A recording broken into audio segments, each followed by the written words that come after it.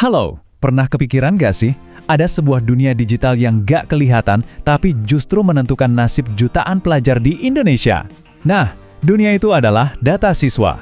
Kali ini, kita bakal bongkar gimana sebuah sistem canggih di Indonesia jadi semacam detektif digital yang tugasnya memburu dan memperbaiki glitch atau error data yang bisa banget mengubah masa depan pendidikan seseorang.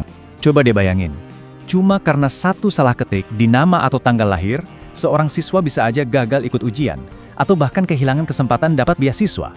Dan ini bukan cuma omong kosong ya, ini beneran terjadi. Taruhannya itu besar banget di balik setiap baris data. Oke, kita mulai dari gambaran besarnya dulu ya. Karena skala sistem ini tuh masif, bener-bener masif dan mungkin bakal bikin kamu kaget. Gini, kita tuh lagi ngomongin data jutaan siswa yang tersebar di seluruh pelosok Indonesia. Jadi ngelola data mereka itu bukan sekedar kerjaan administrasi biasa, tapi udah kayak operasi kolosal. Makanya perlu dibangun sebuah ekosistem data yang rumit tapi saling nyambung, buat mastiin setiap info dari Sabang sampai Merauke kecatat dengan benar. Nah, jaringan data raksasa inilah yang namanya ekosistem Big Data Pendidikan. Yuk kita lihat lebih dalam cara kerjanya gimana. Bayangin aja, ini kayak mesin raksasa yang punya 6 bagian penting yang kerja bareng. Ada data entry yang datanya dari sekolah-sekolah, terus semuanya dikumpulin di data terintegrasi. Nah, bagian yang paling penting buat kita hari ini, data verifikasi. Habis itu ada manajemen data induk, dan terakhir, data ini dipakai buat kebutuhan internal maupun eksternal. Semuanya harus sinkron, nggak boleh ada yang macet. Garis besarnya sih, alurnya kelihatan simpel tapi sebenarnya powerful banget. Jadi pertama, sekolah input data awal siswa. Kedua, semua data dari berbagai sekolah itu dikumpulin jadi satu. Dan ketiga, nah ini dia kuncinya. Sistem bakal ngecek ulang, memverifikasi, dan memvalidasi setiap data yang masuk. Proses inilah yang kita sebut verval. Ya, tapi namanya juga sistem segede ini, pasti ada aja glitch atau kesalahan kecil yang nyelip. Dan disinilah kerjaan para detektif digital ini dimulai, yaitu nyari dan benerin semua kesalahan itu. Kalau di istilah resminya, glitch ini disebut residu. Gampangnya, ini adalah data anomali. Bisa jadi datanya nggak lengkap, ada yang double, atau yang paling sering kejadian, datanya nggak cocok sama data kependudukan nasional. Nah, inilah target operasi yang harus diberesin. Jadi glitch-nya tuh apa aja sih yang paling sering muncul? Oke, pertama, identitas nggak cocok. Ini artinya data siswa beda sama data di Dukcapil. Kedua, data ganda. Contohnya, satu siswa kedaftar di 2 sekolah sekaligus. Ada juga ID yang kosong, alias belum punya NISN, atau bahkan data alamatnya nggak akurat. Nah, semua ini masuk kategori residu.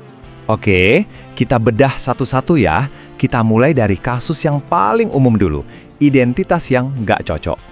Nah, coba lihat di sini. Ini contoh nyata dari sistemnya loh. Perhatiin deh kolom-kolom yang ditandain merah. Itu tuh artinya ada data, bisa nama, tanggal lahir, atau nama ibu, yang nggak sinkron sama database kependudukan nasional. Sistemnya pinter, dia bisa otomatis nangkap anomali ini dan langsung ngasih tanda buat diperbaiki. Lanjut, kita lihat kasus kedua yang juga nggak kalah sering kejadian. Siswa ganda. Dan di layar ini, kita bisa lihat jelas banget masalahnya. Sistemnya ngasih peringatan kalau ada satu siswa dengan ID yang sama. Tapi kok statusnya aktif di 2 sekolah yang berbeda? Wah, ini jelas glitch besar yang bisa bikin administrasi kacau balau dan harus cepet-cepet diberesin. Oke, kita udah lihat masalah-masalahnya. Sekarang pertanyaannya, terus gimana dong cara benerinnya? Nah, jawabannya ada di sebuah platform digital yang emang dirancang khusus buat ini. Dan inilah jagoannya, Verval PD. Singkatan dari verifikasi dan validasi peserta didik. Anggap aja ini adalah markas besarnya para operator sekolah, para pahlawan data yang tiap hari tugasnya berburu dan memperbaiki setiap anomali yang ada. Jadi semua itu mulainya dari sini. Operator di sekolah bakal lihat dashboard kayak gini. Ini isinya daftar semua siswa yang datanya ditandain sebagai residu. Bisa dibilang, ini adalah daftar misi mereka hari itu, jelas dan terorganisir. Habis itu, mereka masuk ke ruang operasi digitalnya. Nah, disinilah proses perbaikan datanya terjadi. Operator akan ngedit data yang salah, entah itu NIK, nama, atau tanggal lahir. Tapi, ini penting ya, benerinnya itu nggak asal-asalan. Semuanya harus berdasarkan bukti kuat, yaitu dokumen resmi siswa, kayak akte kelahiran atau kartu keluarga. Jadi, kalau kita rangkum, proses lengkapnya itu ada 4 langkah, gampang. 1. Sistem otomatis nemuin dan nandain data residu. 2. Operator sekolah ngecek kebenarannya pakai dokumen asli. 3. Operator input data yang benar ke platform Verval PD. Dan 4. Langkah terakhir yang paling penting, sistem bakal nyocokin ulang data yang baru itu sama database kependudukan nasional. Kalau cocok, berarti valid. Beres! Setelah lihat semua proses teknis ini, mungkin sekarang kamu mikir, oke, prosesnya rumit, tapi emang sepenting itu ya?